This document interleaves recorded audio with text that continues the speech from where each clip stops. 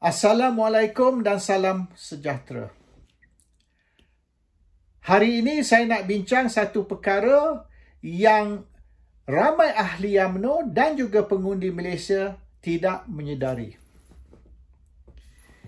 Pada tahun 51, Parti Perikatan ditubuhkan di antara UMNO, MCA dan MIC. Dan Parti Perikatan ini ditubuhkan atas arahan British. British yang paksa UMNO menubuhkan Parti Perikatan bersama MCA dan MIC.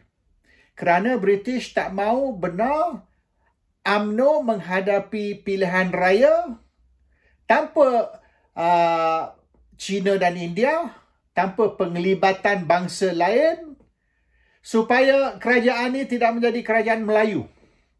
Sebab kalau kerajaan Malaysia semasa itu Malaya menjadi kerajaan Melayu, maka kemungkinan besar orang India dan China akan dihantar balik ke negara masing-masing. Jadi apabila Parti Perikatan ditubuhkan, British benar pilihan raya diadakan. Dan pilihan raya yang pertama diadakan 2 tahun sebelum merdeka, pada tahun 55. Dan Parti Perikatan memenangi semua kecuali 1 kerusi. 1 kerusi itu dimenangi oleh PAS. Dan selepas merdeka, tahun 59, tahun 64 dan tahun 69, 3 pilihan raya parlimen, parliamentary election, Parti Perikatan menang. Tapi tahun 69, Parti Perikatan hampir kalah. Nyaris-nyaris kalah. Dan sekiranya Parti Perikatan masih wujud untuk pilihan raya akan datang, maka mereka akan kalah. Oleh sebab itu, Tun Razak telah melancarkan Barisan Nasional. Dan Barisan Nasional ni bukan lagi 3 parti, 10 parti. Dan kemudian Barisan Nasional naik sampai 13, 14 dan ada satu masa 15 parti menyertai Barisan Nasional. Sebab UMNO tahu, kalau UMNO sahaja ataupun kalau Parti Perikatan sahaja, mereka akan kalah pilihan raya. Mereka perlu undi dari bukan Melayu, dari Sabah, dari Sarawak dan bukan saja dari UMNO. Dan ramai yang mengundi, orang bukan Melayu yang mengundi untuk Barisan Nasional bukan sebab UMNO. Sebab rakan-rakan lain, misalnya MCA, MIC, Gerakan, PPP, dan termasuk Parti Sabah dan Sarawak boleh dianggap sebagai parti perkauman, iaitu bukan saja orang Sabah tapi suku kaum di dalam Sabah dan juga di Sarawak. So, pilihan raya Malaysia ni very racial. Dan orang Islam sokong Parti Islam, orang Melayu sokong Parti Melayu dan seterusnya. Dan kalau kita tengok statistik kemenangan Barisan Nasional yang ada di dalam mukadimah video ini. Misalnya kita tengok pada 82, apabila Mahathir ambil alih sebagai Perdana Menteri tahun sebelum tu, Barisan Nasional menang 60% undi. 86, 57%, 90 semasa semangat 46 lawan dengan UMNO, 53%, 95 naik 65%, 99 masa tercetus reformasi dan barisan alternatif, barisan menang 56%, naik masa Pak Lah kepada 64% tahun 2004. Dan jangan lupa, itu boleh dianggap sebagai kemenangan yang cemerlang, tetapi Barisan menang 91% dari kerusi. 91% dari kerusi dengan hanya 64% saja undi. Iaitu tak sampai 2/3. Dalam sejarah, semenjak Mahathir ambil alih tahun 81, tak pernah hingga ke pilihan raya yang terbaru sekali, tak pernah Barisan Nasional menang 2/3. Hampir pada tahun 95, 65%. Tak cukup 66.66%. So UMNO Barisan has never won 2/3 of the votes. Tapi banyak kali Barisan menang 2/3 dari kerusi. Sampai 90% pun ada semasa Pak Lah tahun 2004. And ini dimenangi, Barisan Nasional menang dengan 13, 14 ataupun 15 parti politik. They needed 13, 14, 15 parties to contribute to that 60% of the vote. Dan kalau kita tengok pada tahun 2018, Barisan menang hanya 34% dari undi. Now, semenjak tahun 90 lagi, semasa sebelum PKR ataupun Barisan Alternatif ditubuhkan, kita sudah banyak kali berkata dalam dialog, dalam rencana dan juga dalam perjumpaan kita.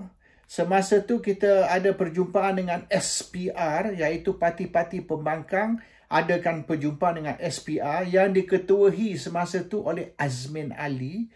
PAS pun ada, DAP pun ada, PKR diketuai oleh Azmin semasa itu. Kita telah bangkit isu ini dengan SPR. Dan isu dia ialah, sekira UMNO menang 45% ataupun Barisan Nasional menang hanya 45% dari undi, Barisan Nasional masih boleh bentuk kerajaan. Dan ini terbukti pada tahun 2013, di mana Barisan menang hanya 47%, tak sampai 50%, 47%, tetapi Barisan Nasional dengan 47% masih bentuk kerajaan. Dan Anwar Ibrahim telah sentuh isu ni. Anwar Ibrahim kata yang sebenarnya pilihan raya tahun 2013 ni tak sah.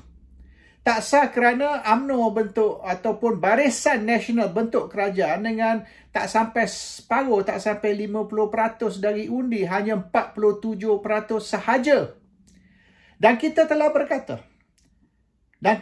berkata lebih dari 20 tahun, yang sekiranya pembangkang nak tumbangkan barisan, sekiranya pembangkang nak ambil alih kerajaan, pembangkang perlu menang tidak kurang dari 55% dari undi. Iaitu, barisan tak boleh menang lebih dari 45%. Kalau barisan menang kurang dari 45%, maka barisan akan tumbang. Kalau barisan menang 50%, mereka boleh bentuk kerajaan. Kalau barisan menang 60% dari undi, mereka boleh bentuk kerajaan dengan 2/3 majoriti. Dan apa yang kita cakap selama 20 tahun ini terbukti. Terbukti pada pilihan raya yang lepas, apabila barisan menang hanya 34%, maka barisan pun tumbang. Apabila barisan menang lebih dari 45%, barisan masih boleh bentuk kerajaan macam masa 2013 dulu. Now, isu yang kita bangkit lebih dari 20 tahun dan semasa perbincangan kita dengan SPR dan sebagainya ialah sistem sempadan Malaysia ni, the electoral boundaries, tak adil, not fair. Sebab kalau you tak perlu menang separuh dari undi, tapi you masih boleh bentuk kerajaan, ataupun you hanya menang 60% dari undi, you boleh bentuk kerajaan dengan 2/3 majoriti, there's something wrong. Dan kita telah senaraikan beberapa kerusi parlimen di mana tidak imbang. Iaitu beberapa kerusi parlimen, kalau kita banding dengan kerusi Melayu dan kerusi bukan Melayu, ya, kerusi Cina misalnya, dengan undi yang sama, katalah kita ambil undi 1 juta. Dengan 1 juta undi, Barisan Nasional boleh menang 2 atau 3 kali ganda kerusi banding dengan pembangkang. Bermaknanya, kalau pembangkang menang 1 kerusi, dengan undi yang sama, barisan boleh menang 2 atau 3 kerusi. Kadang-kadang sampai 3 kerusi. Kita ambil misalnya Anggua Musang, Putrajaya dan beberapa kerusi lagi. Kalau kita misalnya campur 3 kerusi, jumlah pengundi banding dengan katalah Kepung ataupun mana-mana satu kerusi di wilayah persekutuan, mereka hanya menang 1 kerusi. Dengan undi yang sama, barisan boleh menang 2 atau 3 kerusi. So, kita perlu rombakkan, kita perlu reformasi di dalam sistem pilihan raya supaya, misalnya, ambil contoh, 1 kerusi parlimen hanya 50,000 pengundi. Sebagai contoh, ya. 50,000 pengundi plus minus. Plus minus katalah 20%. Kalau plus minus 20%, bermaknanya 1 kerusi parlimen di antara 40 hingga 60,000 pengundi. Between 40 to 60,000. Kita ambil 50,000 pengundi sebagai dia punya benchmark. So, bermaknanya, kerusi bukan Melayu akan bertambah. Dan kerusi Melayu akan dikurangkan. Mungkin 2 kerusi digabungkan sebagai 1. Dan kerusi bukan Melayu mungkin dipecah 2 atau 3. Bermaknanya, sekira you menang 50% dari undi, you boleh menang juga 50% dari kerusi. Dan bukan maknanya menang 60% dari undi, tapi dapat 90% dari kerusi. Not balance. Dan Sabah Sarawak pun akan bertambah kerusi. Sebab apabila you tambah kerusi di Semenanjung, you perlu mengikut perjanjian, you perlu juga tambah kerusi di Sabah Sarawak. Jadi Sabah Sarawak ni kerusi dia akan lebih dari sekarang. So this is the reformation. Tapi SPR tidak mahu membuat rombakan atau mencadangkan kepada parlimen supaya sempadan semula dibuat untuk memberi keadilan ataupun to give more fairness di dalam sistem pilihan raya Malaysia. Jadi budak-budak UMNO ni cerita, dia kata UMNO garanti menang pilihan raya ni, tak payah berpakat dengan sesiapa, sebagai hanya Barisan Nasional sahaja yang tidak lagi 13, 14 atau 15 ahli macam dulu boleh menang. Of course mereka boleh menang. Sebab sekarang ni Barisan Nasional tumpu kepada kawasan Melayu. Dan oleh kerana itu mereka tidak mau pakat dengan PAS ataupun Bersatu. Sebab PAS dan Bersatu dan juga sikit sebanyak PKR, Pejuang Muda dan beberapa parti lagi, mereka semua fishing in the same pond. Bermaknanya mereka semua lawan untuk undi Melayu sebagai parti Melayu. Jadi perlulah barisan monopoli undi Melayu. Sebab kalau dapat misalnya satu dua kerusi Melayu dan ataupun 3 kerusi Melayu, maka pembangkang hanya dapat 1 kerusi bukan Melayu. So if you focus on the Malay areas, you get more seats with the same votes dengan undi yang sama.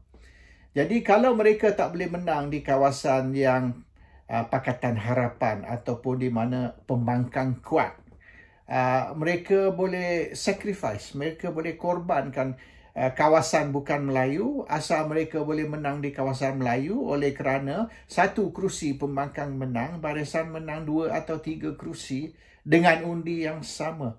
That is the secret formula yang sebenarnya, strategi untuk Barisan Nasional. Barisan Nasional boleh menang 50% saja. Tak apa. 50% dari undi. Tapi mereka akan dapat 60% dari kerusi.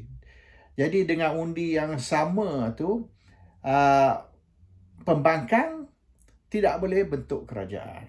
We only need half the votes to form the government. Tapi pembangkang tak boleh. Pembangkang perlu lebih dari 55% hingga 60%. Pembangkang perlu menang 55 hingga 60% undi sekira nak kalahkan Barisan Nasional. Pembangkang kena tentukan yang Barisan Nasional tidak akan menang lebih dari 45%. Kurang dari 45% dari undi. Itu hakikat sebenarnya. Jadi apabila mereka kata mereka kuat, pengundi akan sokong Barisan Nasional ataupun UMNO, itu berdasar kepada unfair electoral boundaries. Bermaknanya sempadan pilihan raya atau sempadan kerusi parlimen tidak adil dan ada handicap. So, you menang separuh, tak apa. Saya menang separuh, okey. Sebab dengan separuh saya menang ni, saya boleh bentuk kerajaan. Yang you menang separuh ni tak cukup untuk bentuk kerajaan. Sekira sempadan semula dibuat, dan kita ambil mana electoral punya ni sebagai 50,000 pengundi, plus minus 20%. Iaitu 40 to 60,000 voters per election, per parliament seat. UMNO Barisan Nasional tidak lagi boleh memerintah. Dan perkara ini sudah lama, lebih dari 20 tahun sudah dibangkitkan. Dan apabila kita jumpa SPR, saya ada di situ semasa jumpa SPR, yang diketuai oleh Azmin Ali semasa itu, masa di dalam PKR, dan PAS Mustafa Ali ada pergi, DAP pun ada, jadi tiga parti dalam masa tu Barisan Alternatif telah pergi berjumpa SPR, dan kita telah bangkitkan, kita perlu reformasi. We need reforms in the electoral system to make it more fair, supaya adil sikit dan tidak maknanya lopsided kepada Barisan Nasional.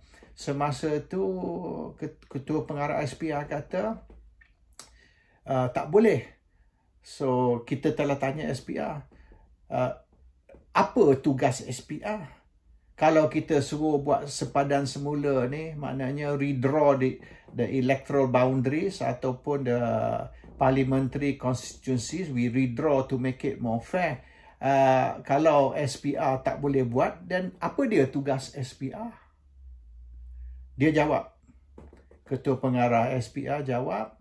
Dia kata tugas SPR ni ialah untuk menentukan orang Melayu sentiasa berkuasa dan kuasa politik tidak akan terlepas kepada orang bukan Melayu.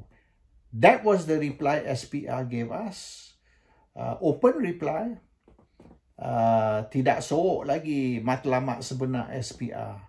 Dan selepas kita terima jawapan itu, kita sudah tahu maknanya apa kita cakap, apa kita buat. Kita tidak boleh menang pilihan raya. Kecuali orang Melayu tidak undi untuk UMNO. Selagi orang Melayu undi untuk UMNO, jangan harap kerajaan boleh bertukar. Assalamualaikum. Salam sejahtera.